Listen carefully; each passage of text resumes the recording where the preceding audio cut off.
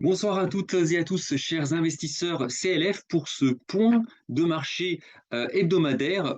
Donc aujourd'hui, nous sommes le 1er octobre 2022 et on termine un troisième trimestre qui a été très compliqué sur les marchés. Et justement, comme l'indique le titre de cette vidéo, le son du canon retentit. Est-ce le moment d'acheter? Et oui, donc avant d'aller un petit peu plus loin, le troisième trimestre qui s'est achevé le 30 septembre 2022 a été marqué par donc juillet, août, septembre, par d'abord une première partie. On a eu un rebond, un très beau rebond qui a eu lieu tout le mois de juin et une grosse partie du mois d'août. Et ensuite, de la mi-août jusqu'au 30 septembre, donc jusqu'à vendredi, jusqu'à hier, on a eu une baisse quasiment ininterrompue des marchés avec des mouvements de panique qui ont eu lieu cette semaine. Justement, c'est l'objet de cette vidéo où je vais vous présenter vraiment une actualité qui a été très chargée sur les marchés, mais également sur le plan économique, géopolitique, financier. Alors, cette vidéo risque d'être assez longue, parce que forcément, ça serait un petit peu léger de ma part de traiter en 10-15 minutes une actualité qui a été chargée. On a eu des choses, on a eu des mouvements de marché qu'on n'a pas vu depuis des décennies. Donc, je ne peux pas me permettre, voilà, en 10 minutes de squeezer ce qui s'est passé. Alors, pour vous permettre quand même de suivre, il y aura trois parties dans cette vidéo. Première partie où je vais décrire un petit peu l'actualité, tout ce qui s'est passé durant cette semaine qui a été vraiment très longue. Il y a eu énormément de choses, aussi bien Russie, Ukraine, bien évidemment, sur le plan international avec les États-Unis, l'OTAN, mais également sur le plan européen, en Angleterre et aussi en France. Une actualité que je vais décrire. Deuxième partie de cette vidéo, je vais vous parler évidemment des marchés. Je vais vous présenter de nouveau les graphiques, qu'est-ce qui s'est passé sur les différents marchés. Et enfin, la troisième partie où je vais vous parler de mon portefeuille, des performances de mon portefeuille et de mes actions, parce que j'ai fait pas mal de trading. C'est très rare que je fasse du trading. Je suis pas nécessaire, j'ai pas forcément un profil de trader. Je suis plutôt un investisseur de moyen long terme.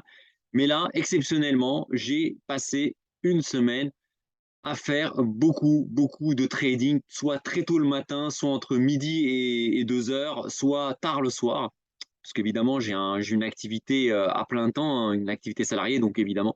Mais j'ai dû vraiment me mouiller la chemise parce que il s'agissait non pas faire du trading de spéculation, c'était pas mon objectif, mais de défendre mon portefeuille parce que ça a été vraiment une semaine terrible sur les marchés. D'ailleurs, le nom de la vidéo est explicite. Le son du canon, ça y est, là ça tonne sur les marchés. Avant, on était dans une espèce de baisse un petit peu larvée.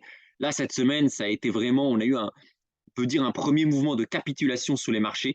Et évidemment, la question qui se pose, est-ce le moment d'acheter? Alors,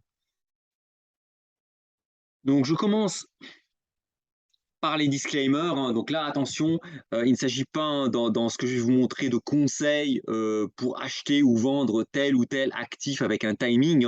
Ça, ces décisions d'investir dépendent de chacun. Il n'y a pas finalement de stratégie comme ça collective d'investir dans tel ou tel actif. Ça serait trop facile. Donc c'est pour ça que je ne peux que vous conseiller soit de vous former si vous voulez tout faire par vous-même, soit de faire appel à un conseiller en gestion de patrimoine qui pourra vous aiguiller surtout dans des marchés comme ça. Alors quand on a des marchés tranquilles qui montent sans volatilité, bon, à la limite, même si quelqu'un qui ne connaît pas grand-chose peut y arriver.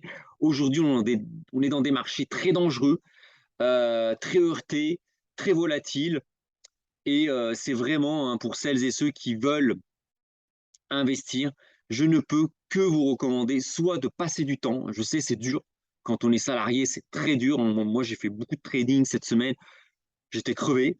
Soit de vous former, donc, soit de faire appel à un conseiller en investissement et en gestion de patrimoine. Mais surtout, n'y allez pas tout seul, les yeux fermés, parce qu'il y a une grosse probabilité que vous preniez des baffes, comme on dit. Donc voilà, passé ces disclaimers, on commence évidemment par cette première partie sur l'actualité. Une actualité extrêmement chargée, hein. Alors on commence par l'actualité géopolitique. Les référendums donc, ont été organisés à la hâte, hein, par la Russie, hein, cette semaine pour entériner l'annexion de 4 régions de l'Ukraine à la Russie, hein, donc qui sont les régions, donc c'est Donetsk, Lougansk, Zaporijé et Kherson. Donc évidemment, face aux offensives éclairs des Ukrainiens, les Russes se précipitent justement pour rattacher, pour faire des référendums, pour rattacher ces régions à la Russie.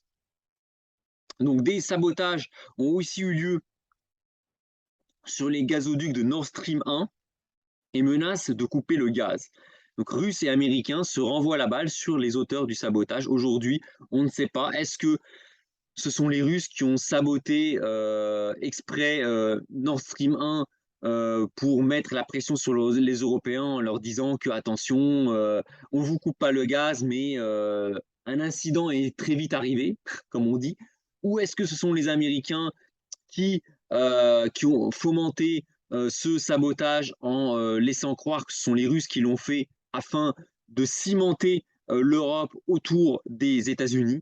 On ne sait pas, hein. Moi je ne vais pas me hasarder dans un quelconque pronostic, mais toujours est-il que les tensions ont augmenté de quelques crans cette semaine. La Russie continue à mobiliser et promet une guerre totale en cas d'attaque ukrainienne sur les provinces qui seront prochainement annexées, tandis que les Occidentaux ne cèdent rien. Donc le conflit s'envenime et menace de s'étendre. Alors pourquoi? Pour le moment, en fait, officiellement, aux yeux de Vladimir Poutine, il ne s'agissait que d'une opération spéciale que la Russie faisait en Ukraine. Donc la Russie ne mobilisait pas vraiment toute son armada, toute l'armée. Alors que l'Ukraine, elle, avait déjà sonné la mobilisation générale pour se défendre, parce que l'Ukraine est envahie, l'Ukraine est attaquée, et l'Ukraine se défend, et c'est tout à fait normal. Seulement, avec l'annexion, le rattachement de ces 4 régions, Donetsk, Lugansk, Zaporizhia et Kherson, à la Russie, évidemment, c'est une annexion qui n'est reconnue que par la Russie, hein, bien évidemment, bah, en fait, la Russie change de doctrine. Elle estime que si les Ukrainiens essayent de libérer ces 4 provinces, qui pour l'Ukraine et pour la communauté internationale appartiennent toujours à l'Ukraine, la Russie considère que c'est une attaque contre son propre territoire. Et c'est pour cela que Vladimir Poutine a fait une mobilisation partielle de son armée afin de permettre à l'armée russe d'utiliser toute sa force de frappe contre les Ukrainiens si les Ukrainiens venaient à étendre leurs offensives sur ces 4 provinces. Donc là, évidemment, on a une vraie menace d'une guerre chaude entre la Russie, qui ne sera plus en opération spéciale, mais bien en guerre, entre la Russie et l'Ukraine, sur des territoires qui, aux yeux de Moscou, appartiennent désormais à la Russie. Donc là, ça peut devenir assez chaud. On peut rentrer dans une vraie guerre frontale. On sait que les Ukrainiens ne pourront, en toute modestie, hein, ne pourront pas reconquérir ces quatre régions sans l'aide des Occidentaux. Donc, la seule façon pour l'Ukraine de reconquérir ces zones qui sont dans son territoire, hein, bah, c'est que les Occidentaux et les Américains s'engagent un peu plus dans cette guerre. Mais ça voudrait dire, aux yeux de Moscou, que les Occidentaux rentrent frontalement en guerre contre le territoire russe. Et là, évidemment, ça peut évidemment faire envenimer le conflit et provoquer peut-être une guerre, n'ayons pas peur des mots, une guerre mondiale. Voilà. Ça peut faire peur. Et d'ailleurs, certains actifs sur les marchés tendent à commencer à pricer ce risque, notamment les métaux précieux. J'en reparlerai quand je montrerai les graphiques, justement, des métaux précieux. Donc l'actualité très chargée sur le plan géopolitique international, mais également sur le plan de la politique européenne. Alors comme Je vous avais dit il y a une semaine, les élections italiennes ont eu lieu et elles ont confirmé une large victoire de Madame Meloni à la tête d'un parti, entre guillemets, néo-fasciste et plutôt europhobe. Madame Meloni n'est pas pour la sortie de l'Italie de la zone euro, mais elle est clairement contre toutes les réformes que l'Union européenne veut faire passer à l'Italie. Et donc là, les tensions sont montées d'un cran cette semaine, puisque entre la présidente de l'Union européenne, Ursula von der Leyen, et Madame Meloni et l'Italie. Parce que von der Leyen a clairement indiqué, lors de questions-réponses avec des journalistes, que l'Union européenne n'hésitera pas à utiliser les moyens appropriés, entre guillemets, je cite les sources, pour, en gros, mettre l'Italie dans le droit chemin. Donc là, évidemment, ça suscite pas mal de polémiques parce qu'on a quelque part une personne, Ursula von der Leyen, qui n'est pas élue, qui représente l'Union européenne, mais qui n'est pas élue, qui est à la tête finalement d'une commission que certains jugent technocratique et qui clairement menace un pays de la zone euro qui a élu Madame Meloni de manière tout à fait démocratique. Alors autant les référendums qui ont eu lieu en Ukraine pour le rattachement de la Russie, on peut se poser quand même la question, en 2 jours, faire des référendums en 2-3 jours, alors qu'on sait que pour faire un référendum, il faut des semaines, il faut une campagne, il faut des débats contradictoires.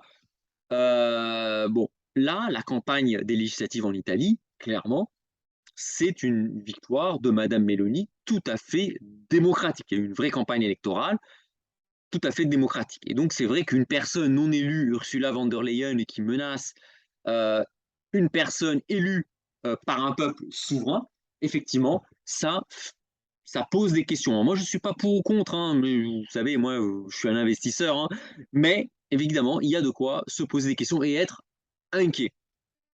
Et donc, évidemment, il y a un vrai risque d'avoir de véritables lignes de fracture au sein de l'Europe, parce que l'Italie qui vire à droite n'est pas seule, elle se rapproche des positions de la Hongrie, de la Suède, mais aussi de la Pologne.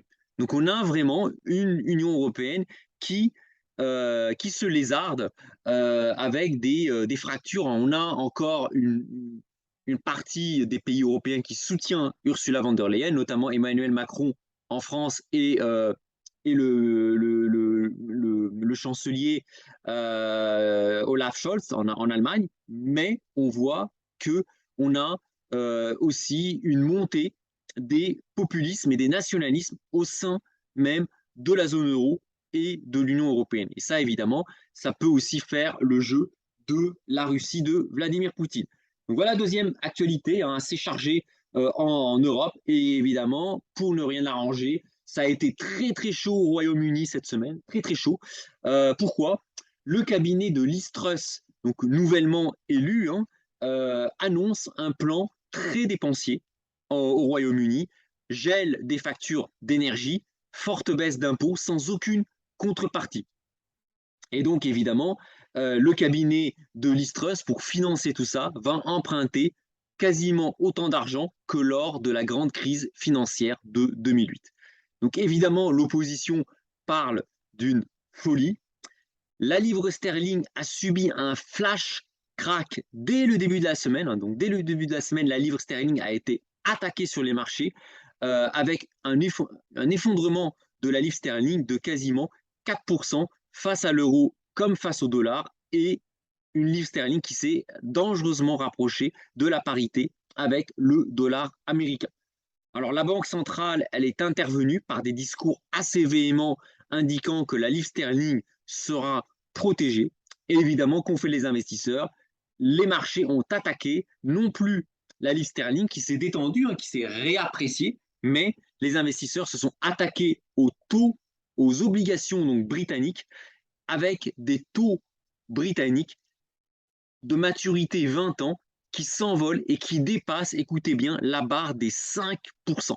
Imaginez des taux d'État, des taux d'emprunt souverain, d'un État souverain, qui n'est pas voilà, c'est pas un pays émergent, c'est le Royaume-Uni quand même, qui dépasse les 5%. Donc la dette anglaise a été attaquée.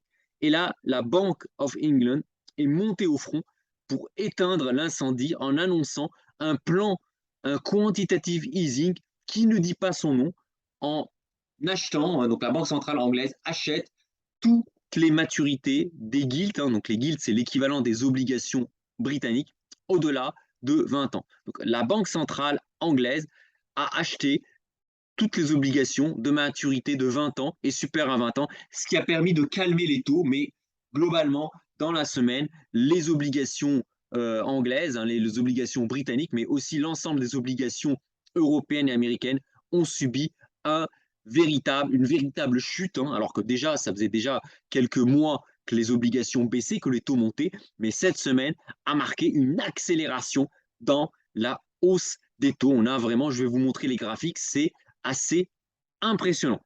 Alors évidemment, les taux se sont calmés au Royaume-Uni suite aux annonces de la Banque d'Angleterre, mais on a de très très fortes tensions sur les taux et des pertes sur les portefeuilles obligataires qui deviennent vraiment historiques, clairement historiques. Et c'est d'ailleurs ce qui m'a obligé à faire un peu de trading cette semaine, parce que tous les marchés sont allés dans le même sens. Les actions, l'or, l'argent, les obligations, tout a baissé. Et évidemment, ma stratégie consistant à faire un peu de Markowitz, quelque part, construire un portefeuille efficient avec une poche d'actifs obligataires, avec une poche d'actifs actions, une poche de métaux précieux, tout ça, ben, cette stratégie a été très mise à mal, justement, par une corrélation de toutes les classes d'actifs à la baisse et une explosion de la volatilité, y compris la volatilité sur les marchés obligataires. Donc ça a été très très chaud et ce qui a mis le feu aux poudres sur les marchés européens, ça a été l'attaque. D'abord l'attaque de la livre sterling qui a commencé dès lundi matin, très tôt, puis l'attaque sur les obligations britanniques. Voilà.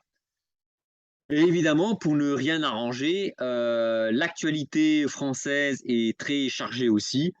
Donc malgré l'actualité géopolitique très chargée, Emmanuel Macron, je vous l'avais dit, il essaye un petit peu en douce de faire passer sa réforme des retraites. Donc évidemment, pendant que tout le monde a les yeux rivés sur l'Ukraine, évidemment, comme l'Assemblée nationale, elle n'est pas majoritaire, enfin, le parti de M. Macron n'a pas la majorité absolue à l'Assemblée nationale. Donc évidemment, ils n'ont pas fait passer un texte sur les retraites. Donc Emmanuel Macron monte au front et veut faire passer son texte sur les retraites. Donc il espérait que ça passe un peu inaperçu, parce que les gens sont tétanisés par ce qui se passe avec l'Ukraine, avec l'inflation.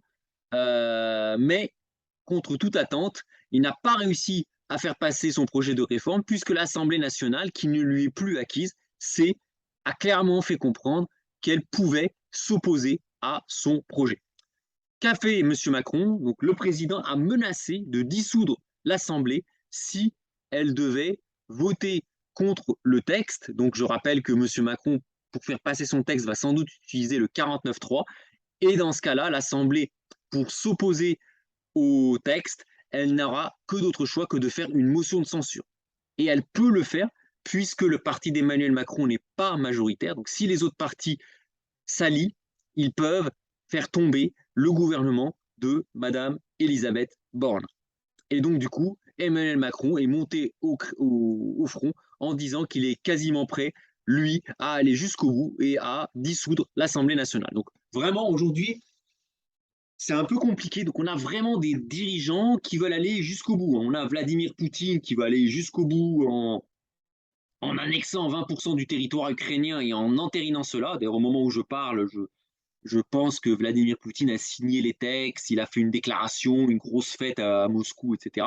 On a des Ukrainiens qui veulent aussi aller jusqu'au bout, qui veulent non seulement repousser les Russes suite à leur offensive de février, mais même reconquérir la Crimée qui avait déjà été conquise en 2014. Donc on a des Ukrainiens qui veulent aller jusqu'au bout, appuyés par des Américains, des Européens qui veulent aller aussi jusqu'au bout. Donc là, c'est pareil, personne ne veut céder. En Angleterre, on a également Madame Truss qui va aller jusqu'au bout, faire passer son train de réforme, alors là, plutôt protectionniste. Mais en face, il y a des marchés qui attaquent la livre sterling aussi, qui veulent aller jusqu'au bout. Et en France, on a à la fois des manifestations qui ont eu lieu pour défendre le pouvoir d'achat, et au même moment, Emmanuel Macron qui, pareil, qui fait passer sa réforme des retraites qui au contraire, va tendre à diminuer du pouvoir d'achat ou qui va tendre à diminuer le pouvoir d'achat ou, bah, à une grosse partie de la population. Et ça, c'est vraiment, vraiment, vraiment très, très, très dangereux. Et là, moi, ce qui m'inquiète, c'est que le scénario semble aller dans ce que prédit Philippe Fabry, hein. Je vous en ai souvent parlé de Philippe Fabry, hein. J'aime beaucoup sa réflexion. C'est quelqu'un qui fait beaucoup d'historionomie, donc qui a vraiment écrit des livres, hein, où vraiment il étudiait l'histoire en remontant jusqu'aux Grecs, jusqu'aux Romains, mais il essaye à partir de ce qu'il a observé dans l'histoire, d'en déduire des scénarios possibles sur l'histoire récente.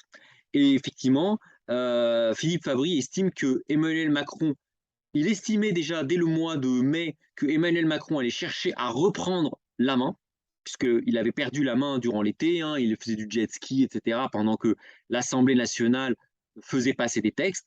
Il avait prédit que Emmanuel Macron allait chercher à reprendre la main, parce que aussi c'est dans sa nature. Emmanuel Macron, qu'on l'aime ou qu'on l'aime pas, on lui a jamais dit non. C'est quelqu'un, voilà, qui a tout lui a réussi, hein. Il est issu d'une famille plutôt aisée.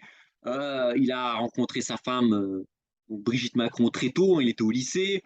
Il est rentré, il a fait prépa, il a eu l'ENA, enfin voilà, c'est quelqu'un.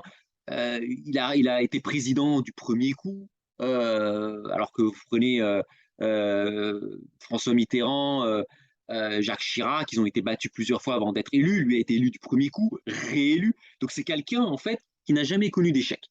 Et donc Emmanuel Macron, clairement, pour lui, on ne peut pas lui dire non, quoi. C'est pas possible qu'on lui dise non. Donc, il est prêt à aller jusqu'au bout pour faire passer sa réforme des retraites, mais en face, on a une Assemblée nationale qui ne lui est pas acquise, on a une partie de la population qui étouffe, qui voit son pouvoir d'achat baisser, qui pourrait manifester, et là, on a un vrai risque, et là, je cite, je ne suis pas historien, je cite Philippe Fabry, il y a un vrai risque qu'on ait une révolution nationale en France avec un renversement de régime, une chute de la Ve République, parce que la Ve République, comme Philippe Fabry le dit, n'est pas une république, mais une monarchie présidentielle.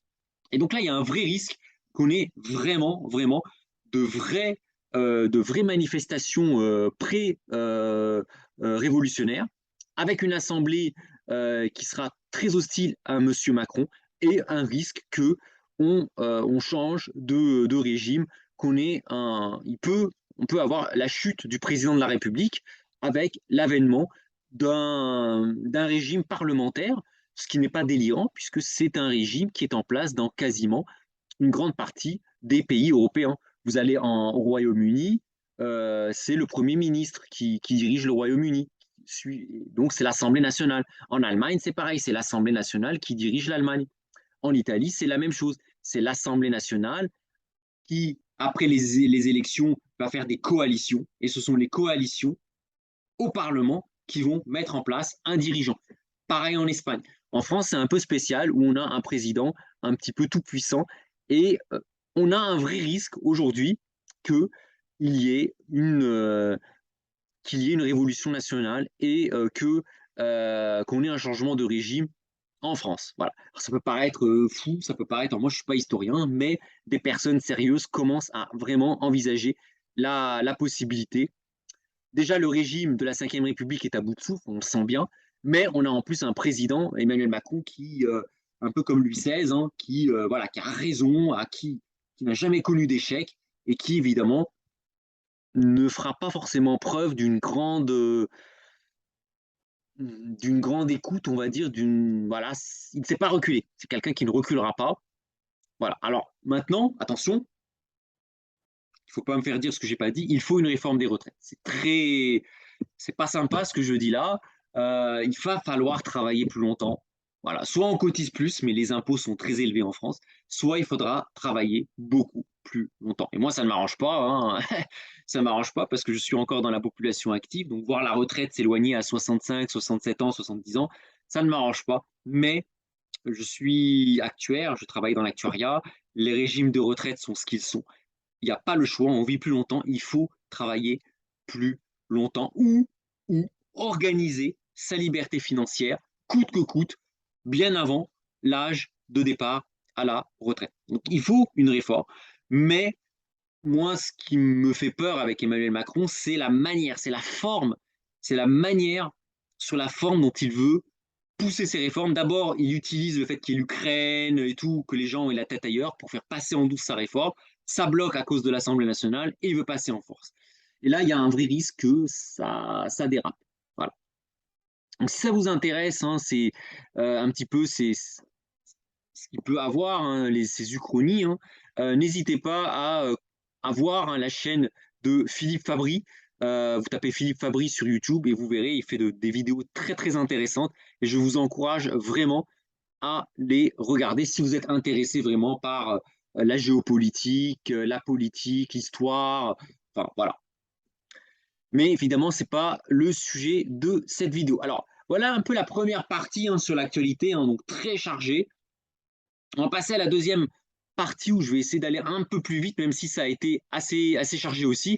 Donc, sur les taux, voilà les taux français, c'est impressionnant. Donc, les taux poursuivent leur embardée. Donc, en France, hein, je vous rappelle, la France a un ratio dette sur PIB de 120%. Et on a des taux qui flambent. On a des taux en France qui flambent. Regardez, au début de l'année, on était à 0. On est aujourd'hui à 2,67%. Les taux français sont en train de filer tout droit vers les 3%. Et quand je vous parle des taux français, ce sont les taux d'État français, les taux auxquels l'État souverain français se finance. Je vous laisse imaginer les taux auxquels les particuliers vont devoir s'endetter, par exemple, pour acheter un crédit immobilier ou même faire un crédit consommation. Quand les taux français étaient à 0 il y a quelques mois, au mois de décembre 2021, donc c'était il n'y a pas longtemps, il y a 9 mois, les taux français étaient à 0, les taux immobiliers étaient à 1%. 0,80% pour les très bons dossiers, 1,2, 1,5% pour les dossiers un peu plus moyens. Il y a un spread de 1% à peu près entre les taux français et les taux immobiliers, avec des taux français qui vont vers 3%, qui sont à 2,80 au moment où je vous parle. Ça veut dire que les taux des crédits immobiliers vont dépasser les 4% dans les prochains mois si rien n'est fait. 4%, c'est énorme. On passe de 1 à 4% sur les taux de crédit immobilier. Je vous laisse imaginer le risque de crise immobilière qu'il peut y avoir en France. Et derrière, évidemment, crise boursière, crise économique, chômage, etc. Je vous ai fait une vidéo, hein, n'hésitez pas à la regarder, c'est comment une hausse des taux peut provoquer une envolée du chômage. Et regardez un petit peu l'envolée des taux français. Et c'est aussi ce qui explique, hein, c'est pas pour le défendre, je suis assez critique vis-à-vis de lui, pourquoi Emmanuel Macron veut accélérer sa réforme des retraites. Emmanuel Macron, en réalité, il espère qu'en faisant passer cette réforme des retraites, que ça va calmer les investisseurs et ça va faire baisser les taux français. Parce que si les investisseurs se disent « Ah, Emmanuel Macron, en repoussant l'âge de départ à la retraite, va faire en sorte que le régime des retraites français devienne bénéficiaire », ça voudrait dire que la France, l'État français n'aura pas à s'endetter pour payer les retraites. Et donc, du coup, ça pourrait rassurer les investisseurs de se dire on peut continuer à investir en France, à acheter de la dette française, ce qui ferait baisser les taux français. Donc, la décision d'Emmanuel Macron de faire une réforme sur les retraites n'est pas bête en soi. Moi, ce qui m'inquiète, c'est la manière, c'est la forme, c'est l'impression que donne Emmanuel Macron, en fait, de vouloir faire payer, en fait, la classe moyenne, puisque finalement, les personnes qui attendent leur retraite avec impatience, c'est souvent les classes moyennes. Ce n'est pas nécessairement les classes qui sont aux aides sociales, ce n'est pas les très riches qui, eux, de toute façon, sont déjà, entre guillemets, rentiers, ils vivent de leurs investissements. Ce n'est pas forcément les grands patrons non plus qui de toute façon, pour qui se fichent finalement de la retraite. En général, les grands patrons, ils ont une vision, ils sont heureux. Enfin, il y a une fierté d'être patron d'une entreprise. Ce ne sont pas les directeurs, mais finalement, c'est toute la classe moyenne qui, voilà, qui galère métro boulot dodo et qui n'a qu'une envie, c'est d'aller à la retraite pour tourner la page du métro boulot dodo. Et il y a une partie de la population, c'est bien ou c'est mal, je ne suis pas là pour le dire, mais une partie de la population ont l'impression finalement que Emmanuel Macron essaye finalement d'aider toujours les mêmes, hein, les mêmes grands patrons, les mêmes ceux qui l'ont aidé à être élu, au détriment toujours de la même partie de la population qui est la classe moyenne. C'est une impression. Je ne suis pas là pour juger, c'est une impression et c'est ça qui peut devenir assez dangereux sur le climat social français. On a des taux français qui s'envolent, donc on peut potentiellement avoir un risque de solvabilité de l'État français, potentiellement, je n'y crois pas trop, mais ça peut arriver. On a un Emmanuel Macron qui veut envoyer un signal fort au marché comme quoi il va faire des réformes courageuses, entre guillemets, et on a une population qui n'en peut plus, clairement, qui veut du pouvoir d'achat. Donc c'est compliqué. Et ce scénario, voilà, regardez un peu les taux. Les taux français sont à des niveaux qu'on n'a jamais plus vus depuis plus de 10 ans. On est à presque 3%, on n'a jamais vu ça depuis les années 2011-2012. Sauf qu'on a entre-temps une dette qui a pris 30% par rapport à il y a 10 ans. C'est assez dangereux. Alors évidemment, au Royaume-Uni, là, c'est un carnage, hein. Au Royaume-Uni, ça fait très, très, très peur. Donc là, ce sont les taux longs anglais. Alors je crois que c'est le taux 15 ans que j'ai pris. Regardez un peu là, l'explosion en même pas une semaine. On est passé de 3,60 à quasiment 5%. Les taux anglais ont pris 1,5% en quelques jours. Je veux dire, même dans les pays émergents, on ne voit pas ça, hein. Donc on a vraiment une attaque sur les obligations anglaises, sur les taux d'État anglais, ce qui évidemment a provoqué une énorme panique, hein. Ça c'est évidemment, hein, cette panique s'est propagée sur toutes les classes d'actifs. Et moi, d'ailleurs, ça m'a obligé à faire pas mal de trading quelque part, hein. Je ne pouvais pas laisser mon portefeuille dormir parce que sinon je me faisais défoncer. Je vous en parlerai dans la troisième partie de cette vidéo, mais ça a été chaud. Je sais, je m'attarde. Cette vidéo va être longue, mais ce n'est pas tous les jours qu'on observe ça. Là, on avait des taux en début 2022 qui étaient à 0,4%. Donc les taux anglais ont toujours été un peu au-dessus, hein. Les taux français, on était à 0,4. Aujourd'hui, on est à 5. C'est énorme. On a une envolée des taux. Alors là, pour le coup, en Angleterre, au Royaume-Uni, on n'a jamais vu ça. On n'a jamais vu ça depuis l'après-guerre, hein. Donc c'est assez chaud ce qui se passe, hein. Même lorsque George Soros a attaqué la livre sterling dans les années 90, hein, donc il a fait sortir la livre sterling du SME. Donc évidemment, la livre sterling s'était effondrée, mais on n'a jamais vu d'attaque à la fois sur la livre sterling, comme on a vu cette semaine, et aussi une attaque sur les taux anglais. C'est assez historique et ça promet aussi, c'est assez chaud ce qui se passe en ce moment. Et évidemment, sans être aussi dramatique que le UK, les taux américains continuent à monter très très vite, hein. Les taux américains approchent la barre des 4%. Donc, en gros, on a des taux français qui approchent les 3%, des taux anglais qui approchent les 5%, des taux américains qui approchent les 4%. Et là, c'est pareil, on arrive à des niveaux qu'on n'a jamais vus depuis la crise des subprimes. Et là encore, si les taux américains sont à 4%, vous pouvez rajouter peut-être 3% de prime de risque, parce qu'aux États-Unis, l'écart entre les taux hypothécaires immobiliers et les taux d'État américains sont plus élevés qu'en France. En plus, ce sont des taux variables, hein. Tous les Américains s'endettent à taux variables, les taux fixes, ça n'existe pas. Les taux immobiliers, au moment où je vous parle, doivent sans doute se rapprocher des 7%.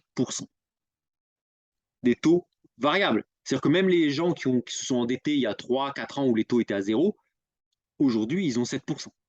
Donc leur mensualité, elle évolue dans ce sens-là. Donc on risque d'avoir aux États-Unis une crise immobilière d'anthologie. On est exactement revenu dans la même situation qu'avant la crise des subprimes. La seule chose qui change par rapport à 2008, c'est qu'a priori, les banques sont beaucoup mieux capitalisées qu'en 2007-2008. En 2007-2008, les banques avaient peu de fonds propres. Suite à la crise de 2007-2008, les banques ont été capitalisées, elles ont beaucoup plus de fonds propres, elles peuvent encaisser une grosse partie du choc. Par contre, on risque d'avoir une énorme crise économique si les taux continuent à augmenter à cette vitesse. Alors néanmoins, les marchés ne croient pas que la Fed pourra maintenir cette cadence de hausse des taux très longtemps. Pourquoi? Parce que les taux, les taux 10 ans, certes, ils ont augmenté, mais les taux 2 ans sont beaucoup plus hauts que le taux 10 ans. On a une inversion de la courbe des taux. On a 60 points de base, on a une courbe des taux inversée de 60 points de base avec un taux 10 ans américain qui est de 60 points de base en dessous du taux 2 ans américain. Et ça, c'est clairement un signal de récession très forte et aussi un signal que la Réserve fédérale monte les taux très vite, mais qu'elle risque d'être obligée de baisser rapidement les taux quand la crise économique commencera à s'installer dans le paysage américain. Donc là, on a déjà des signes quelque part qui indiquent que les banques centrales ne pourront pas aller jusqu'au bout de leur politique de resserrement monétaire. Donc voilà pour les marchés obligataires. Donc vous voyez, une actualité très chargée, donc une vidéo qui est longue, mais parce que on a une situation qu'on a rarement vue, voire depuis des décennies. Et évidemment, comme si ça ne suffisait pas, sur les spreads, ça bouge. Donc on a un spread entre la France et l'Allemagne qui devient de plus en plus volatile. Alors on n'a pas un spread qui explose entre la France et l'Allemagne, mais on a des écarts de spread qui commencent. On a un spread qui évolue de plus en plus avec des fluctuations de plus en plus amples autour des 60 points de base. Et c'est aussi pour cela que Emmanuel Macron veut faire passer sa réforme sur les retraites afin de montrer au marché et à l'Allemagne que la France est capable de gérer un budget. Voilà. Alors là, par contre, les spreads italiens s'envolent, évidemment, suite à l'élection de Madame Meloni. Les spreads entre l'Italie et l'Allemagne passent de 220 points de base à 250 points de base. Donc, ils ont pris 30 points de base en une semaine. Donc, c'est énorme aussi, vous vous rendez compte, 30 points de base. Alors déjà, les taux allemands, ils ont augmenté. Alors, les taux italiens, ils ont encore augmenté beaucoup plus, puisque maintenant, au moment où je vous parle, les taux, alors les taux allemands sont au-dessus de 2%. On a des taux italiens qui, comme les taux anglais, se rapprochent des 5%. Donc, c'est énorme. C'est énorme pour l'Italie qui a un ratio de dette sur PIB qui est énorme, qui est explosif. Donc si en plus les taux italiens explosent à la hausse, ça pourrait créer de vrais problèmes de solvabilité de l'Italie, surtout si on a Madame Meloni qui commence à, à être véhémente vis-à-vis de l'Union européenne et de la zone euro. Ça, là encore, ça promet de grosses tensions. Alors, on va passer au Forex.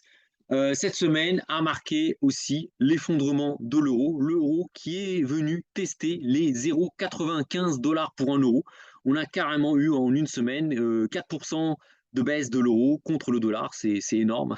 C'est des variations qui sont énormes sur le Forex. Alors, vous voyez, à la fin de la semaine, on a eu l'euro qui est remonté vers 98 centimes pour un dollar, mais on a eu un vrai mouvement de panique sur l'euro-dollar.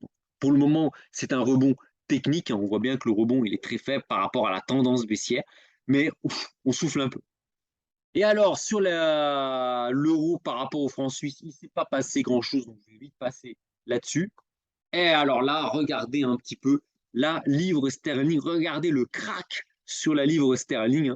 Donc là, on est vendredi soir, vous voyez, on est vendredi ici, là, et là où je mets mes longs, vendredi, on est à 89 centimes, donc il faut 89 cents de pounds pour acheter 1 euro en quelques heures. Lundi matin, il fallait 93 penny pour acheter 1 euro.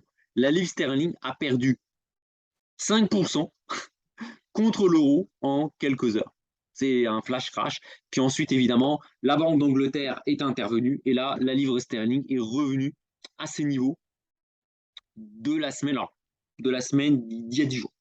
Mais évidemment, la livre sterling est quand même dans un mouvement de baisse par rapport à l'euro. Et je vous laisse imaginer par rapport au dollar, la livre sterling pourrait tester la parité avec le dollar, ce qui est historique du jamais vu depuis plus d'un demi-siècle. Hein. Là, on commence à remonter l'histoire, vous savez, c'est retour vers le futur. Mais on a quand même une livre sterling, regardez, qui se dégrade progressivement par rapport à l'euro, alors que l'euro est déjà en tendance baissière par rapport au dollar. Donc le flash crash, les marchés ont soufflé. Suite à ce crack, ce flash crack sur la livre sterling, les marchés ont attaqué les taux, la dette, la dette du Royaume-Uni. Voilà, donc là, on souffle un petit peu sur la livre sterling, mais il n'est pas exclu qu'on ait de nouvelles attaques spéculatives contre la livre sterling parce que c'est compliqué. C'est compliqué, on a des dettes qui sont énormes. On a des ratios de dette dans quasiment tous les pays, on a des ratios de dette sur PIB qui sont énormes et qui, associés à des taux qui augmentent, ça peut créer des situations assez problématiques. Voilà, on va passer au marché actions. Et évidemment, sur les marchés actions, ça a été chaud, chaud, chaud, puisque le CAC 40 a, évidemment, quand les taux explosent à la hausse, il n'y a pas de miracle, hein, le CAC 40 a enfoncé le seuil des 5700 points. Ce seuil qui avait résisté après l'offensive, hein, de l'Ukraine par la Russie. Hein. Donc on a eu le CAC 40 qui s'est craché à 5007 avant de remonter. Puis on a yoyoté, on a rebaissé fortement à la mi-juin. Le seuil des 5007 a encore tenu. On a eu un rebond, on est venu taper sur cette résistance baissière. Hein. On a toujours un l'épaule tête-épaule ici. Et là, le CAC 40, depuis la mi-août, ça n'arrête pas de baisser, baisser, baisser, baisser.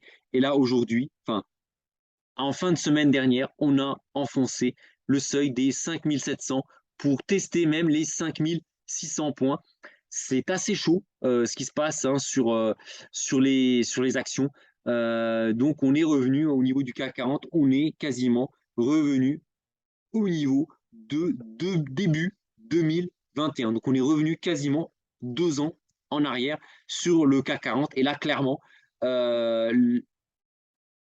la probabilité de revenir au niveau pré-Covid sur le CAC 40, elle est vraiment de plus en plus faible. Alors, donc là, je vous ai montré l'analyse technique.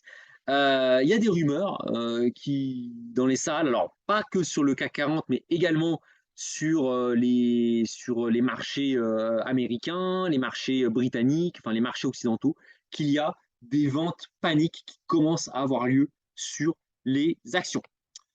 Alors justement, donc là, je vous fais un zoom, hein, sur ce qui s'est passé sur le CAC 40. Hein. Vous voyez, on vient de casser, cette zone. Là, on a eu une petite mèche ici, là, mais rien de bien méchant. Et là, on a vraiment une, une cassure. On est en tendance baissière. On a une cassure des 5007 qui est assez franche. Et là, évidemment, on a un vrai risque de capitulation sur le CAC 40. Et évidemment, sur le Dow Jones, même chose. Le Dow Jones a clairement maintenant cassé ses niveaux de pré-Covid et il se situe sous le seuil, vraiment, il s'installe sous le seuil des 30 000 points. Et il a même été en fin de séance de vendredi, il a même cassé les 29 000 points. Il a terminé, c'est ça qui est très inquiétant. On termine le mois, on termine la semaine, le mois et le trimestre, le troisième trimestre, en dessous du niveau où on était donc au quatrième trimestre 2020. Donc le Dow Jones est revenu au niveau où il était il y a 2 ans. Et c'est ça qui est inquiétant, c'est que ce n'est pas une mèche, c'est vraiment un cours de clôture. C'est une clôture, là, le niveau de 28 783 que vous voyez, c'est un niveau qui va être utilisé par les assureurs, par les fonds de pension pour faire leurs allocations d'actifs.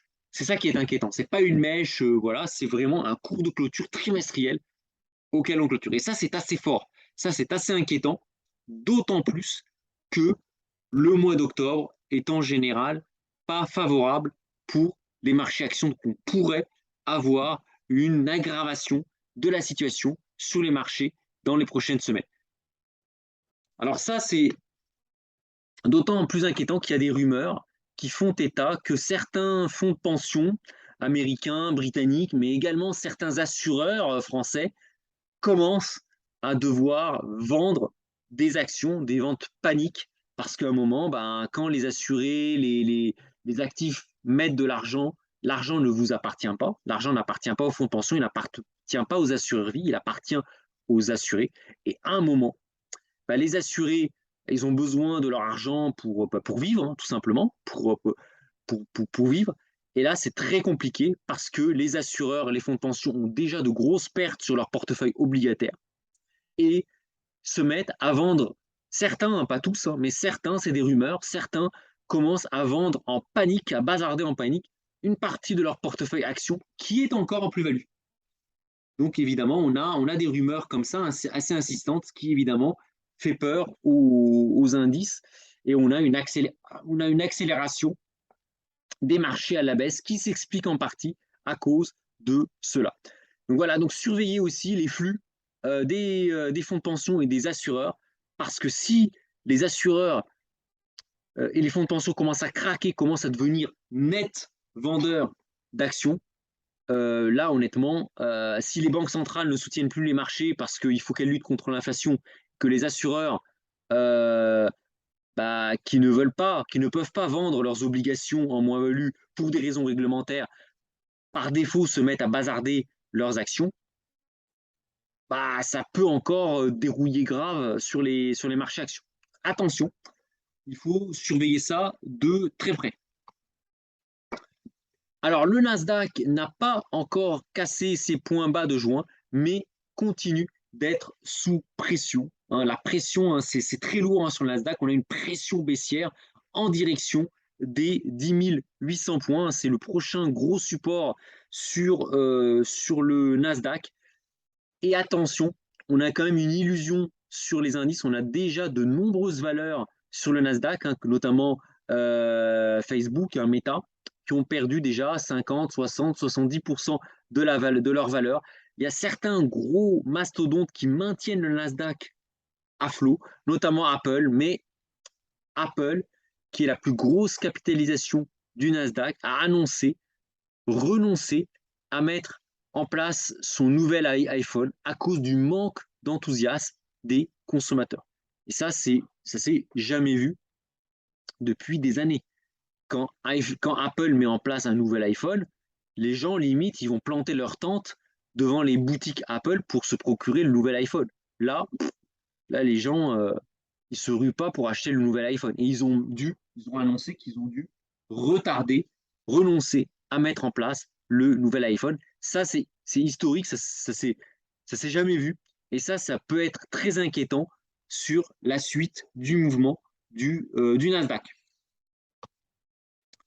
Alors, le Nikkei continue à résister un petit peu à contre-tendance des marchés européens et américains. Le Nikkei continue à très très bien résister. Par contre, évidemment, il résiste, mais en fait, ce qui fait les frais de cette résistance du Nikkei, c'est le yen qui littéralement s'effondre par rapport au dollar, par rapport à l'euro, enfin par rapport à quasiment toutes les devises. La Chine, alors la bourse chinoise est toujours sous pression, mais avec une volatilité qui semble diminuer parce qu'on a le gouvernement chinois qui a indiqué cette semaine qu'il allait soutenir son économie. Donc là, on voit hein, que la bourse chinoise entre dans des zones de support assez gros, hein, la zone des 12 000, 13 000 points. Sur la Chine, ce sont des gros supports que même le gouvernement chinois va essayer de soutenir, hein, parce qu'il ne faut pas que ça tourne à la débâcle non plus. Donc, voilà. Donc, pour des investisseurs de très long terme, vous voyez, on est sur une droite de support de très long terme.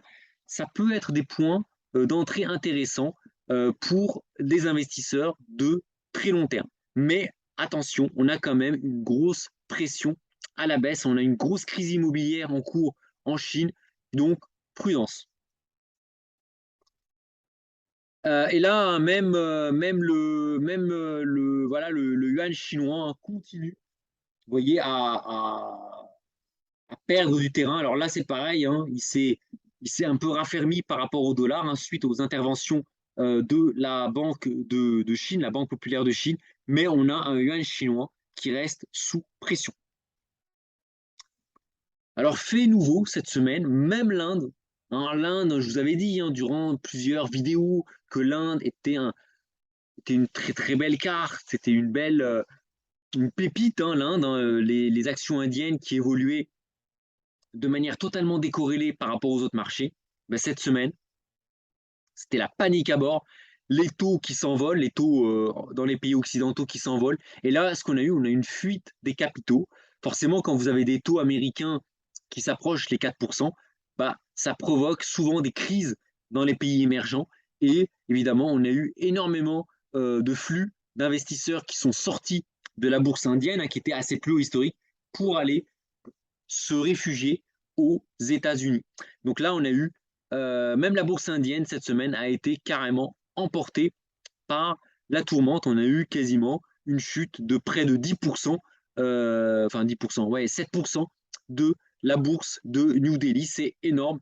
Donc évidemment, ça a été très très dur, ça a été un peu sanglant sur la bourse indienne. Alors la bourse d'Afrique du Sud n'échappe pas non plus à la morosité ambiance, mais contrairement au CAC 40 et au Dow Jones, les indices sud-africains arrivent, vous voyez, à se maintenir au-dessus de leur niveau pré-Covid. Donc ça, c'est plutôt positif, ça c'est plutôt même bien, mais évidemment, il y a quand même une pression baissière sur, sur l'Afrique du Sud, mais ça tient plutôt bien la route relativement au Dow Jones ou au CAC 40. Alors, sur le Brésil, pareil, alors la bourse brésilienne, elle est même en hausse depuis le début de l'année. La bourse du Brésil est en hausse depuis le début de l'année et on a un réal brésilien qui est très fort, qui résiste même face au dollar. Donc finalement, la bourse du Brésil pour les investisseurs, ça a été un pari intéressant parce que évidemment l'euro a chuté par rapport au réal brésilien. Donc des investisseurs qui ont acheté des indices brésiliens libellés en réal brésilien aujourd'hui ont un portefeuille qui se débrouille pas trop mal. Voilà un petit peu sur les actions, donc des marchés actions qui ont été vraiment très très très tendus, très très secoués, notamment dans les pays occidentaux, en Europe et aux États-Unis. Et ce qui est inquiétant, c'est qu'on a vraiment cassé de gros niveaux. On a des bourses, notamment la bourse américaine, qui termine au plus bas de l'année sur une clôture trimestrielle. Donc ça, c'est pas bon signe pour le quatrième trimestre qui s'annonce. Alors attention, d'un point de vue graphique, bien évidemment, mais en plus, quand je vous parle de l'actualité économique, c'est pas très très beau à voir. On voit que le canon, là, le canon tonne. Alors sur les métaux précieux, l'or a clairement cette semaine enfoncé son niveau du Covid. Voilà, il a enfoncé la zone des 1650 dollars l'once. Donc là, c'est pas très très bon. C'est pas très très bon pour l'or. Néanmoins, contrairement, alors c'est ça qui est intéressant, contrairement aux autres aux actions, l'or a très très bien rebondi cette semaine, puisque l'or est venu tester les 1610 dollars l'once et on termine la semaine à quasiment 1660 dollars l'once. Donc on a eu un rebond de 50 dollars, ce qui est pas rien. 50 dollars l'once, c'est 3%. Donc on a eu un rebond de 3% de l'or depuis ses plus bas de la semaine, voire même de l'année. Mais contrairement aux actions, l'or ne termine pas au plus bas. L'or a rebondi, durant ces 2-3 derniers jours, il a très très bien rebondi. Alors on ne le voit pas évidemment sur une échelle journalière, mais là, on a un rebond. Alors est-ce que c'est un rebond technique avant une nouvelle rechute ou pas? Ça, pour le moment, on n'en sait rien. Enfin, quelqu'un qui vous dit exactement où ira l'or, chapeau, je tire mon chapeau. Néanmoins, moi, mon interprétation, c'est que ce rebond est quand même intéressant. Pourquoi? Parce que les banques centrales ne pourront pas, et ça le marché le sait, on le voit avec l'inversion de la courbe des taux, donc il faut tout regarder, il faut avoir une vue multidimensionnel. Il y a l'or qui remonte, on a les taux, la courbe des taux qui est très, très inversée aux États-Unis. Et ça envoie un signal que les banques centrales ne pourront pas continuer à monter les taux à cause des dettes colossales contractées par nos économies. Et à un moment ou à un autre, il faudra baisser les taux et sacrifier la monnaie. Et ça, le marché le sait. Et en cas de changement de politique des banques centrales, l'or fera partie des grands gagnants. Donc en fait, ce qui va se passer, je ne prends pas beaucoup de risques à vous le dire, c'est qu'en réalité, dès que les marchés vont sentir un changement de ton dans l'attitude des banques centrales, l'or va très très vite, va repartir en flèche. Là, voilà, c'est mathématique, hein. L'or est un métal qui ne rapporte aucun intérêt, aucun dividende. Donc dès lors que les marchés vont voir que les taux vont baisser, forcément, ça sera plus intéressant d'acheter de l'or que d'acheter des obligations dont les taux sont en chute libre, surtout quand les banques centrales vont commencer à émettre la petite musique comme quoi l'inflation, c'est pas si dramatique que ça. Et là, évidemment, l'or pourrait, je dis bien pourrait, parce que j'ai pas de boule de cristal, pourrait repartir fortement à la hausse. Alors, je ne connais pas où et quand sera le point bas. Je ne connais pas le timing, mais on pourrait avoir un scénario de rebond de l'or dès lors qu'il y aura un changement d'attitude des banques centrales. L'argent, alors là, ce qui est intéressant, c'est que l'argent semble progressivement euh, s'éloigner du point bas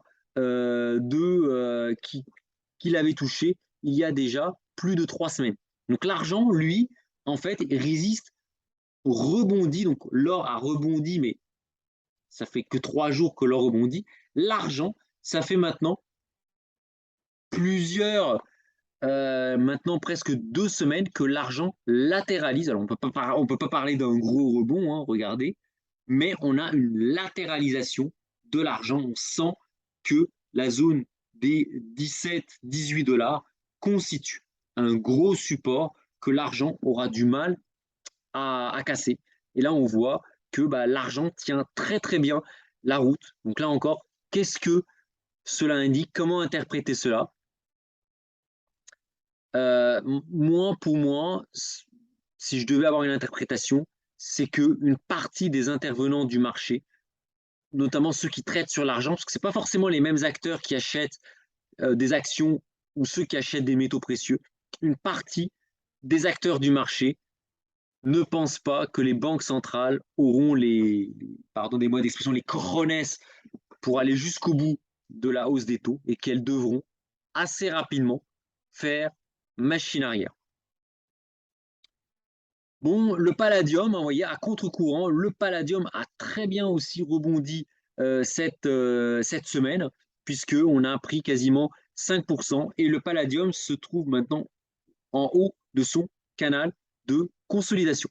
Donc là encore, hein, la bonne tenue du palladium indique que une partie des marchés ne croient pas que les banques centrales pourront vraiment aller jusqu'au bout du resserrement monétaire.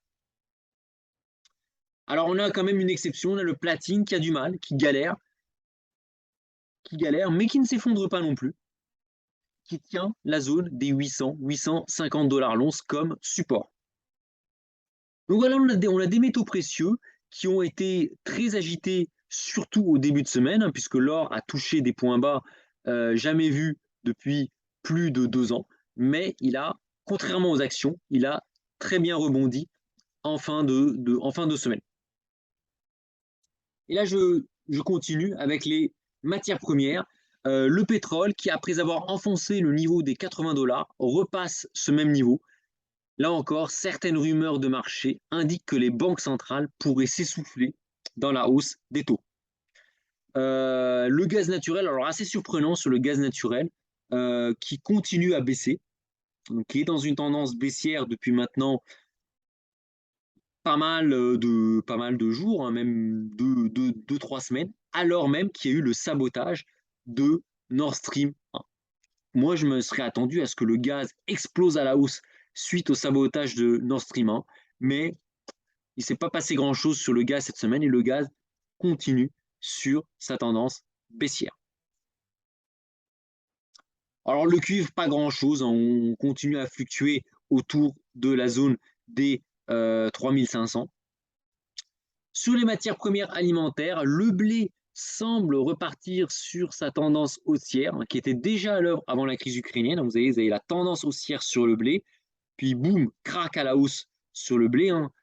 Ben, les marchés sont surpris, l'invasion de l'Ukraine par la Russie, qu'on a vraiment cette phase-là. Le blé ensuite rechute parce que bon, bah, voilà, les marchés s'habituent à la guerre entre la Russie et l'Ukraine. Et là, le blé semble repartir à la hausse, ce qui est inquiétant parce que le blé était déjà en tendance haussière avant l'invasion de l'Ukraine par la Russie. Et c'est un peu pareil pour le maïs qui continue sur une tendance haussière de moyen long terme. Donc ce qui est assez inquiétant parce que les prix des matières premières, ça alimente en grande partie l'inflation, notamment pour les classes moyennes et les classes populaires, ce qui pourrait générer des révolutions dans pas mal de pays, notamment en Afrique. Donc voilà pour les matières premières et je termine par les crypto-monnaies. Alors sur les cryptos, il ne s'est pas passé grand-chose. Hein. Alors autant ça a été hyper volatile sur les actions, les obligations, le forex, mais alors sur le Bitcoin, regardez, on est toujours autour de 19 000 dollars le Bitcoin. Hein. Donc ça résiste bien sur la zone entre 18 000 et 20 000 points. On résiste très très bien. Alors est-ce pour autant le moment d'acheter? Prudence. Voilà, moi, j'ai pas de conseils à donner. Prudence, mais c'est vrai que alors que la version risque est très forte, le Bitcoin résiste très bien.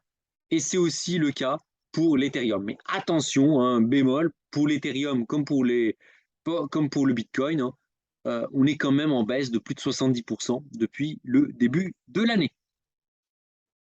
Alors, en conclusion, qu'est-ce qu'on peut dire? Cette semaine fut à marquer dans les annales avec un crack sur la livre sterling, un crack sur les obligations britanniques, de fortes baisses sur les obligations d'autres États comme la France, l'Allemagne, les États-Unis, et des baisses sensibles sur les marchés actions qui terminent sur des plus bas jamais vus depuis 2 ans.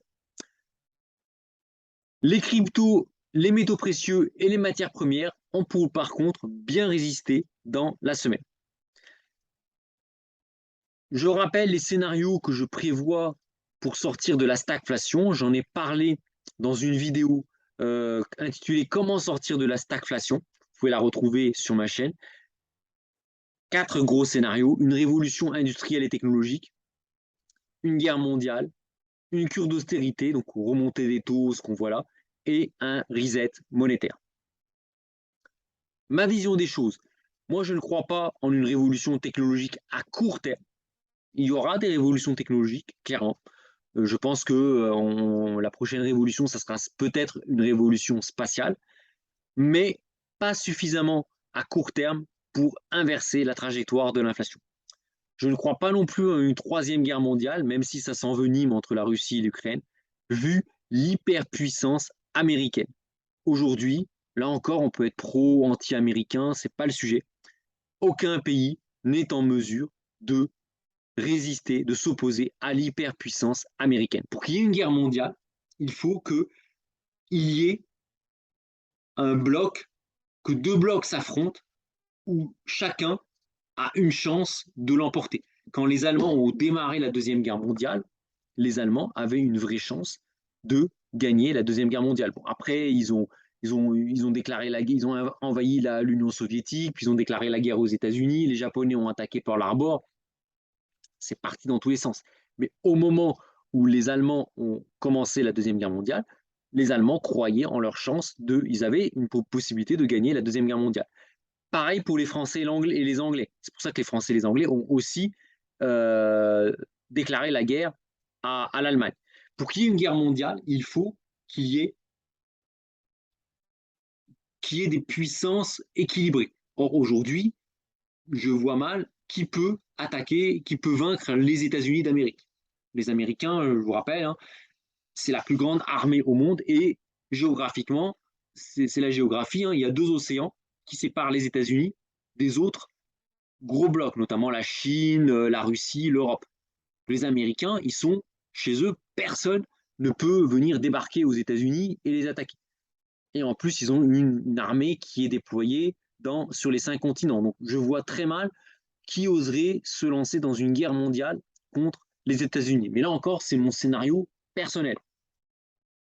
Le scénario d'austérité auquel on assiste, là encore, j'y crois pas. Voilà, effectivement, on a des hausses des taux, mais je ne pense pas que ça va durer très très longtemps.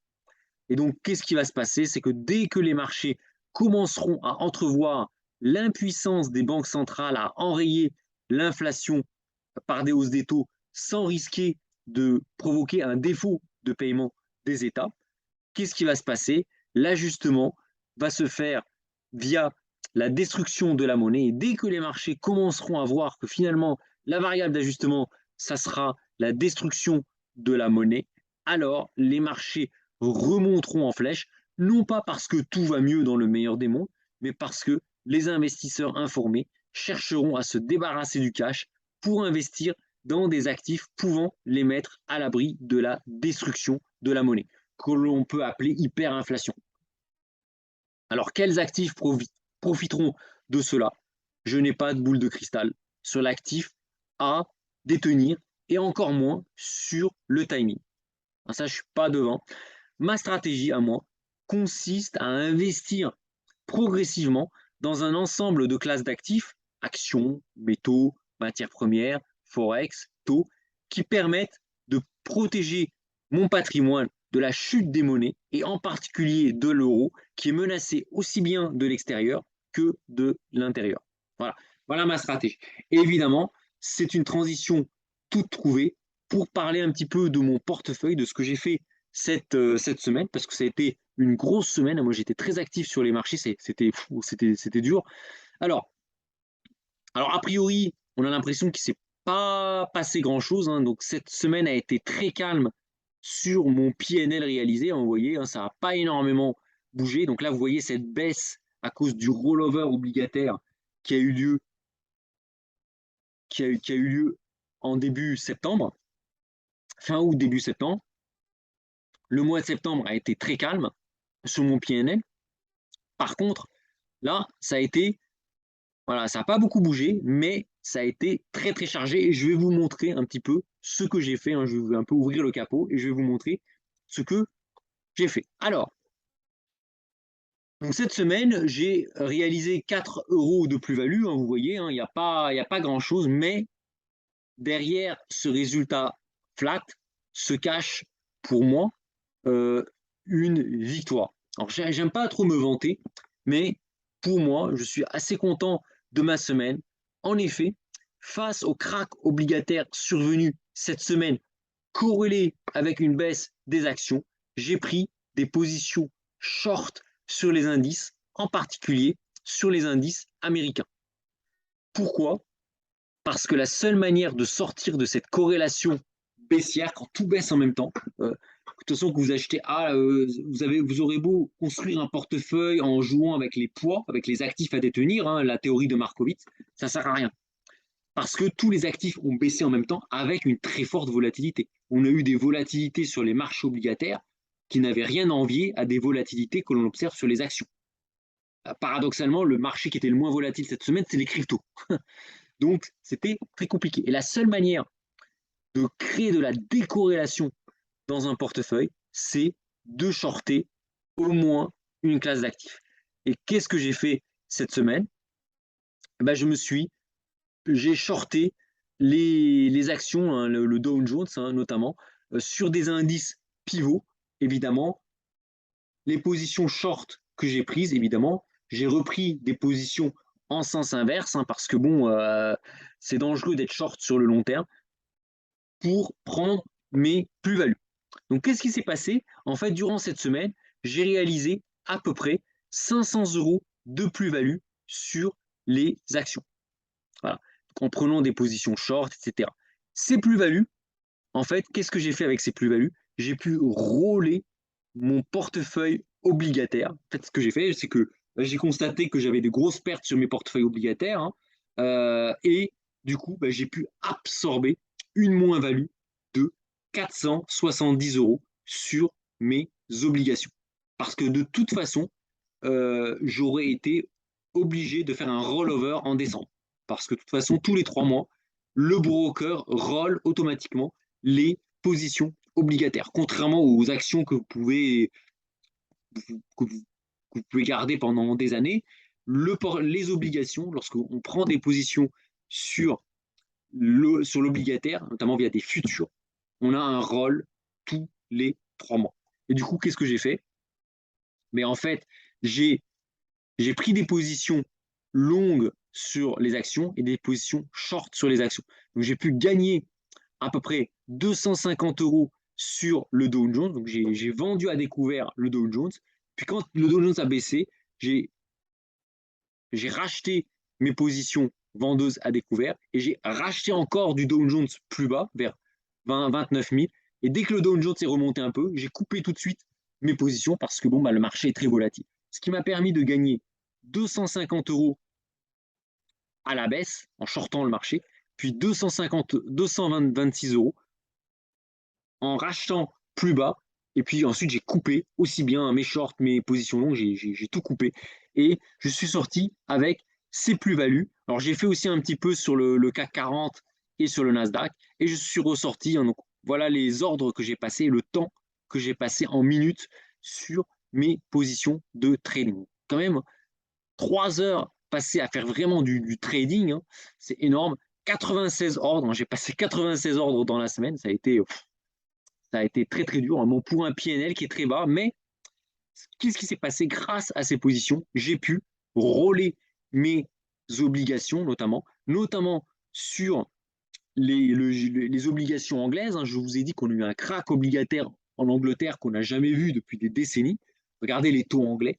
Moi, évidemment, vous savez, il n'y a pas de miracle. Je me suis pris une paume de quasiment 200 € sur mes obligations anglaises. Je me suis pris aussi une paume de 116 € sur mes obligations françaises et une paume de 103 € sur mes obligations américaines. Plus évidemment des paumes sur les obligations allemandes et italiennes. Donc j'ai rôlé quasiment mon portefeuille obligataire, ce qui m'a permis finalement d'absorber. Hein, si j'avais pas fait ces actions, enfin si j'avais pas pris position sur les actions, hein, en faisant un peu de trading, en profitant de la volatilité, en réalité, j'aurais aujourd'hui, donc j'aurais pas toutes ces plus-values. Par contre, c'est sûr que j'aurais aujourd'hui 465 € de moins-value en plus des moins-values que j'ai actuellement, parce que je suis quand même dans le rouge. Hein. Depuis le début de l'année, je n'ai pas fait de miracle. Hein. Je suis encore dans le rouge, mais si j'avais rien fait, j'aurais quasiment 500 € de moins-value en plus de celle que j'ai actuellement.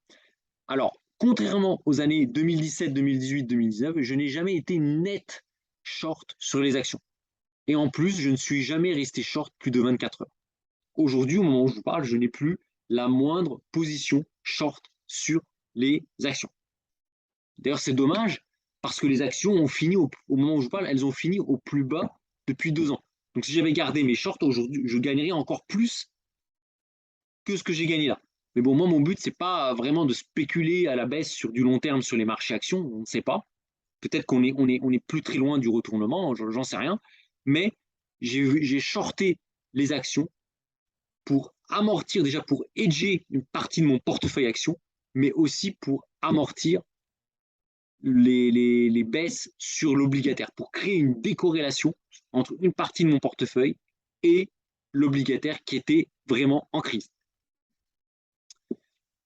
Donc mon portefeuille, hein, en cours de semaine, il a testé la zone des moins 12%. Au moment, enfin, mardi ou mercredi, je crois, au pire moment, au milieu de semaine, mon portefeuille était à moins 12% et je me suis d'ailleurs repris grâce aux positions de trading qui m'ont permis d'absorber les moins-values obligataires.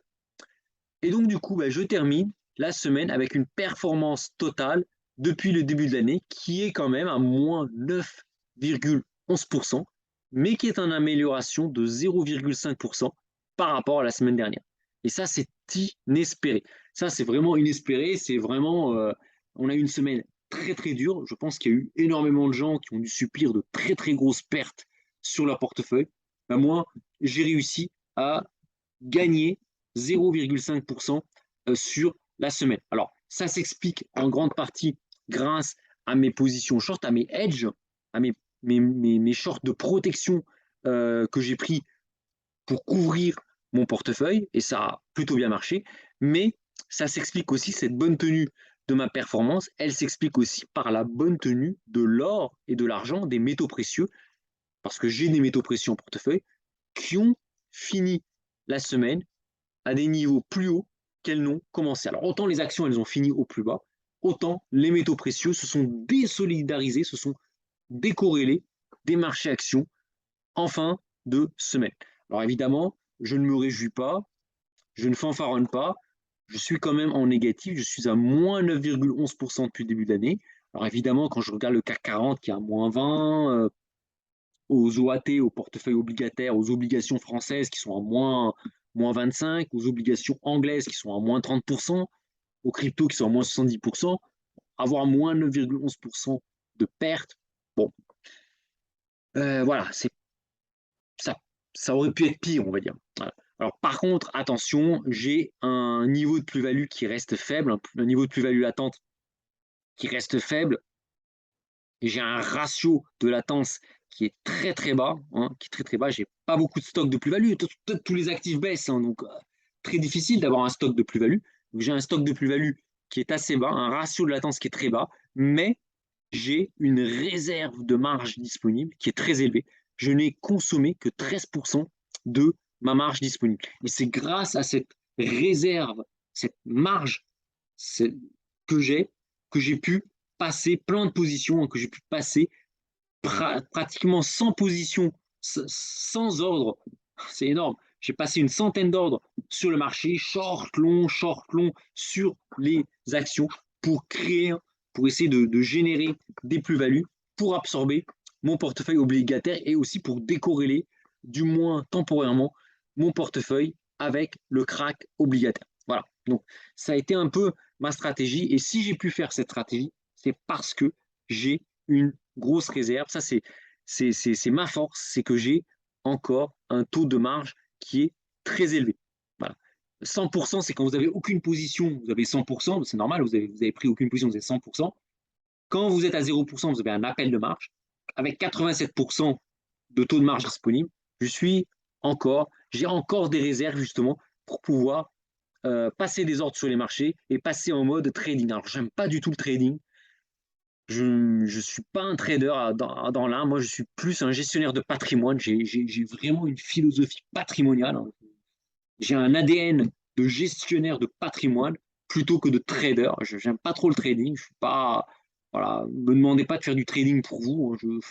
Je ne me lancerai pas en tant que trader pour compte de tiers. Je suis pas à l'aise avec ça. Et j'étais obligé de le faire parce qu'il fallait à tout prix que je décorrèle mon portefeuille, vu que tout allait dans le même sens.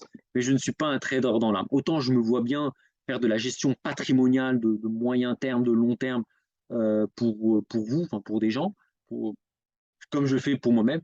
Mais le trading, c'est autre chose. J'ai été obligé de le faire. Je l'ai fait.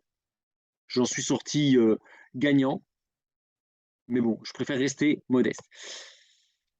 Alors voilà un petit peu les conséquences, hein. Regardez un petit peu. Alors, mes stratégies de trading, voilà leurs points. Alors, regardez, ça c'était il y a une semaine, hein, mon portefeuille il y a une semaine. Donc, vous voyez, hein, donc je perdais 653 euros sur les actions, 1230 euros sur les métaux précieux, 210 euros sur les matières premières, 345 euros sur les cryptos, mais surtout 167 euros sur les obligations. Et au milieu de la semaine, on a eu un crack obligataire, mes moins-values sur l'obligataire ont quasiment atteint les 500 euros. J'étais quasiment à moins 500 euros de moins-value. Et en fait, en générant des plus-values sur les actions et en roulant mon portefeuille obligataire, parce que j'ai choisi j'ai bazardé mes obligations en moins-value, qui sont devenues des moins-values réalisées pour le coup, et j'ai racheté des obligations à un niveau plus bas que ce que j'avais acheté avant. Et donc là, voilà aujourd'hui, hein, donc vous voyez, aujourd'hui, j'ai certaines obligations pour lesquelles je suis en moins-value, notamment les obligations américaines, les obligations allemandes et un petit peu les obligations indexées inflation. Par contre, j'ai des plus-values sur les obligations françaises, les obligations italiennes et y compris, ça c'est inespéré, sur les obligations britanniques. Alors que, je vous avais montré, hein, les obligations anglaises ont connu un véritable crack historique et j'ai pu absorber ce crack en étant aujourd'hui en plus-value latente, ça c'est mon portefeuille latent, de 2 euros sur mon portefeuille obligataire. Donc j'arrive aujourd'hui, j'ai réussi à rôler l'intégralité de mon portefeuille obligataire grâce aux positions prises sur les marchés actions. Et voilà graphiquement ce que ça donne. Donc ça change, pour le coup, graphiquement, ça ne change pas grand-chose, hein. Donc là, on a toujours mon portefeuille, hein, donc avec des obligations très équilibrées, hein, des actions, des métaux précieux, des matières premières énergétiques et alimentaires, des cryptos, du VIX et du Forex. Et là, on voit, hein, sur mes plus-values, hein, donc on a évidemment, vu que tout baisse, je suis en moins-value dans plein de trucs. Par contre, je suis en plus-value sur les obligations parce que j'ai rôlé mon portefeuille obligataire. Donc voilà un petit peu pour la fin de cette vidéo qui a été très très longue. Donc voilà ma vision des choses et mes objectifs, hein. Alors pourquoi je fais tout ça? Je fais pas alors mon but c'est pas de faire du trading pour devenir millionnaire. C'est pas pour devenir multimillionnaire. Parce que, en toute humilité, je ne m'estime pas suffisamment costaud pour gagner des millions grâce au trading. Je n'ai pas l'âme d'un trader. Ça, c'est très important de bien se connaître. C'est très important de connaître ses limites. Je n'ai pas l'âme, je n'ai pas le mindset d'un trader. Moi, je reste plutôt quelqu'un qui a une dimension d'allocation d'actifs, de gestion de patrimoine. J'ai réellement une approche patrimoniale des choses. Si un jour on est amené à échanger, il ne faut pas me demander de faire du trading pour vous. Je ne le ferai pas. J'en suis pas capable. Je l'ai fait pour moi parce que j'étais obligé, j'étais contraint, hein, tout baisse. Donc je l'ai fait, mais j'en ferai pas. Par contre, évidemment, je pourrais faire du conseil en gestion de patrimoine. Ça, il n'y a pas de problème. J'ai une bonne vision des classes d'actifs, une bonne approche de gestion de portefeuille, de connaissance de la fiscalité aussi. Donc la gestion de patrimoine, oui. Le trading, non. Néanmoins, c'est quoi mes objectifs? Mon portefeuille a paradoxalement gagné de l'argent cette semaine, donc avec une moins-value annuelle qui passe de moins 9,6 à moins 9,1%. Donc ce rebond, je rappelle, s'explique par les positions de trading prises sur les marchés actions. J'ai quand même passé plus de 3 heures à faire que ça, où j'ai pris des positions short sur les actions qui m'ont permis d'absorber mes pertes sur les obligations. Quels sont mes objectifs? Mes objectifs sont de deux natures. Continuer à limiter mes pertes par rapport au marché de référence, comme le CAC 40, l'OAT et le Dow Jones. Moi, voilà, je n'ai pas la prétention de faire plus de 20% quand les marchés déraillent. Je n'ai pas cette prétention, hein, je suis assez humble. Mon objectif est de continuer, durant cette phase où les marchés baissent, à surperformer le CAC 40, l'OAT et le Dow Jones. Premier objectif. Deuxième objectif, avoir un taux de couverture élevé afin d'avoir suffisamment de munitions pour rentrer encore plus sur les marchés lorsque ces derniers se retourneront à la hausse. Alors ma vision, je la rappelle, qui n'engage que moi, ce n'est pas un conseil d'investissement, c'est ma vision. Les banques centrales ne pourront pas continuer à monter les taux comme ça. Et ce qu'a fait la Banque d'Angleterre cette semaine montre un début de fébrilité des banques centrales. Pour moi, ce qu'a fait la Banque centrale d'Angleterre cette semaine, c'est ce que fera sans doute la Banque centrale européenne si jamais l'Italie venait être attaquée. Et ce que fera sans doute la Réserve fédérale dans quelques semaines, quelques mois, je ne sais pas, quand le marché immobilier américain commencera à vraiment souffrir. À un moment, la Réserve fédérale sera obligée de lâcher du lest face au risque de faillite générale, et notamment immobilière.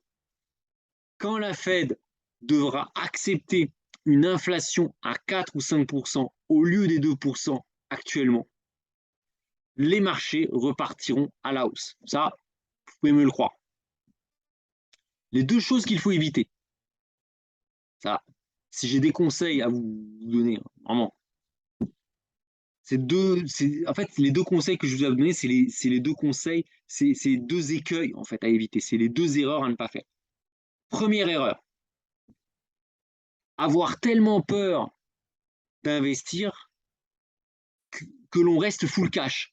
En fait, vous avez tellement peur, vous voyez les marchés bouger, vous ne faites rien. Vous gardez des dizaines et des dizaines et des dizaines de milliers d'euros qui s'accumulent sur votre compte. Et ça, en fait, le risque, c'est d'une part de rater le rebond des marchés et surtout de se faire laminer par l'inflation. Parce que pour moi, la prochaine étape de la crise, c'est le reset monétaire. C'est, selon moi, c'est la monnaie qui va faire office de variable d'ajustement aux crises auxquelles on assiste. Ça, c'est le premier risque, c'est de ne rien faire. Et au pire, si vous avez vraiment peur des marchés, au moins, je ne sais pas, essayez d'investir dans l'immobilier, dans les SCPI, faites quelque chose, mais ne gardez pas des dizaines et des dizaines et des dizaines de milliers d'euros cash à la banque. Ça sert à rien. Si vous êtes vraiment averse au risque, choisissez les marchés immobiliers, voilà. Enfin, en tout cas, vous voyez un conseiller en gestion de patrimoine, mais la pire des choses, c'est d'avoir des dizaines de milliers d'euros qui dorment et qui se feront laminer par l'inflation. Deuxième chose à éviter, en fait, c'est l'opposé, c'est la réaction inverse, c'est être en mode buy the dip. Hein, all-in, faire tapis. Dès que le marché baisse un peu, vous achetez, mais vous achetez avec des gros leviers et tout. Et là, en fait, le danger, en faisant ça, c'est de vous retrouver empêtré avec des moins-values de 40, 50, 60%, un peu comme ce qui se passe avec le Bitcoin, ce qui évidemment vont rendre très difficile pour vous la possibilité de vous refaire. Parce que dès que vous arrivez à des moins-values de moins 50%, moins 40%, moins 60%, bah déjà, pour rattraper une baisse de 50%, il faut une hausse de 100%, déjà. Et d'autre part, si vous avez des moins-values qui atteignent 50 et 60%, a priori, c'est que vous aurez un taux de marge, à mon avis, qui sera très faible. Parce que quand vous arrivez à 50% de moins-value, 60% de moins-value, à mon avis, votre taux de marge, il ne sera pas comme moi à 85%. Vous aurez sans doute des taux de marge à 10, 20, 30%. Qu'est-ce que ça signifie? Ça veut dire que votre broker vous interdira de passer des ordres en plus lorsque les marchés rebondiront. C'est-à-dire que même si vous voyez le marché rebondir, que vous savez que le marché va rebondir, ben, comme vous avez 50% de moins-value sur vos portefeuilles et que vous avez en corollaire un taux de marge très faible, vous n'aurez plus assez de cash, en fait, de munitions pour rentrer sur les marchés et profiter du rebond des marchés. Parce qu'un jour, les marchés rebondiront. Je ne sais pas lesquels. Est-ce que ce sera les actions? Est-ce que ce sera l'or? Est-ce que ce sera l'argent? Est-ce que ce sera la crypto? J'en sais rien. C'est pour ça que j'ai une approche de portefeuille. Et je ne sais pas quel est le timing. Mais à un moment, les marchés vont rebondir. Et donc, la pire des choses, c'est d'avoir tellement cramé son cash en achetant avec des leviers et tout, que vous arrivez à court de munitions au moment où les marchés repartiront. Voilà un petit peu ce que j'avais à dire. Hein. Donc une très longue vidéo. Mais voilà, une actualité très chargée. Hein. Je m'excuse, hein, c'est long, hein, je sais, mais on a une actualité très chargée. Géopolitique, certes, mais également en France. Emmanuel Macron est en train de faire passer des réformes qui vont faire mal. Donc, pensez à votre liberté financière. Hein. Ce n'est pas Emmanuel Macron qui va la préparer pour vous, votre liberté financière. Prenez votre destin en main, investissez, regardez les marchés. Hein. Vous voyez, je suis passé pas mal de temps à vous montrer les graphiques. Regardez les marchés. Et enfin, construisez une stratégie patrimoniale. Dedans, vous pouvez faire un peu de trading. Hein. Rien ne vous empêche de faire du trading, j'en ai fait, alors j'aime pas ça. j'en ai fait. Mais construisez une stratégie patrimoniale, soit tout seul, prenez le temps de le faire, soit en étant accompagné par un conseiller en gestion de patrimoine qui connaît un petit peu les investissements, comme moi, hein, quand je vous montre un peu ce que je fais, et faites appel à des conseillers, je pense qu'il y en a, hein. Il y en a qui sont sérieux, mais ou formez-vous, mais ne restez pas à l'écart du marché. Il ne faut pas faire all-in, mais ne restez pas à l'écart du marché. Parce que, in fine, la pire des choses à faire sur le long terme, c'est de rester liquide, de rester cash et de voir son cash se faire laminer par l'inflation. Retirer son argent des banques, avoir des billets et les mettre sous le matelas, ça, c'est la pire connerie, désolé du gros mot, à faire. Sur le long terme, la monnaie retourne à sa valeur, à sa vraie valeur qui est zéro. Hein, le denier romain, il n'existe plus. Hein. Les deniers, ça n'existe plus. Peut-être que de notre vivant, l'euro disparaîtra. On aura un nouvel euro, ça se rappellera l'écu, ça se rappellera autre chose, mais les monnaies, tôt ou tard, finissent par ne plus rien valoir. L'histoire l'a montré et elle le remontrera à nouveau. Par contre, avoir des actifs en portefeuille, c'est ça qui fait la différence entre les personnes qui nous dirigent.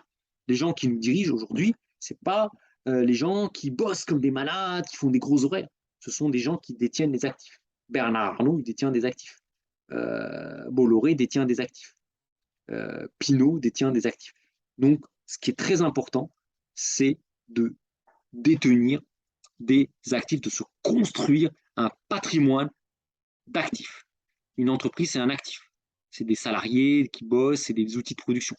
L'immobilier, c'est un actif. Ça ramène des loyers.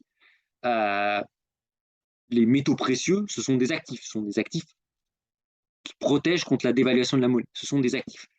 La pire des choses à faire, voilà, et je termine là-dessus, je suis désolé d'avoir passé le temps. La pire des choses à faire, c'est soit je vais en mode bourrin, je fais des leviers et je me prends des paumes de 50%, et là, bah, j'ai plus que mes yeux pour pleurer si les marchés se retournent, parce que j'ai tout grillé, j'ai grillé toutes mes cartouches. Et deuxième écueil, c'est de ne rien faire, soit par peur, soit parce qu'on croit, on connaît, on pense connaître la date où les marchés toucheront leur point bas. Et croire qu'on va faire un all-in au moment où les marchés atteindront leur point bas. Ça, je suis désolé, il y a peu de chances que vous soyez capable de connaître le moment précis où le marché atteindra son point bas. Ça, quelqu'un qui vous dit ça, partez en courant. Moi, je suis incapable de vous dire, si ça se trouve, le point bas, on l'a fait. Si ça se trouve, on va peut-être le faire la semaine prochaine, j'en sais rien. J'en sais rien. Mais ouais, j'ai investi au fur et à mesure. J'ai une approche patrimoniale, avec un peu de trading de temps en temps quand ça bouge comme la semaine dernière. Moi, je l'ai fait. Si je ne l'avais pas fait, voilà, au lieu d'être à moins 9%, je serais à moins 12. Même moins 12, c'est pas dramatique. Les marchés sont à moins 20, moins 25. Même si j'avais été à moins 12, bon, c'est chiant. C'est pas non plus la fin du monde. J'ai fait un peu de trading pour, voilà, ce qui m'a permis d'être à moins 9, de gratter 3 points. Voilà.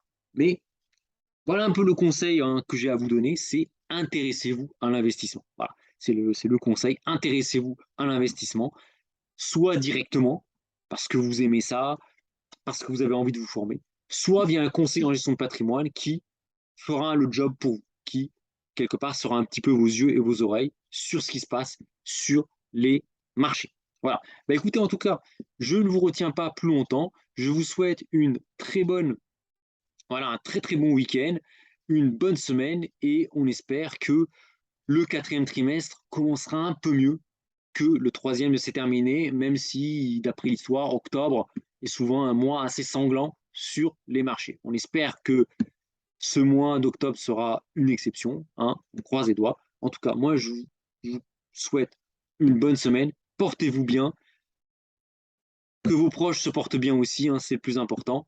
Et je vous dis à bientôt. Salut tout le monde.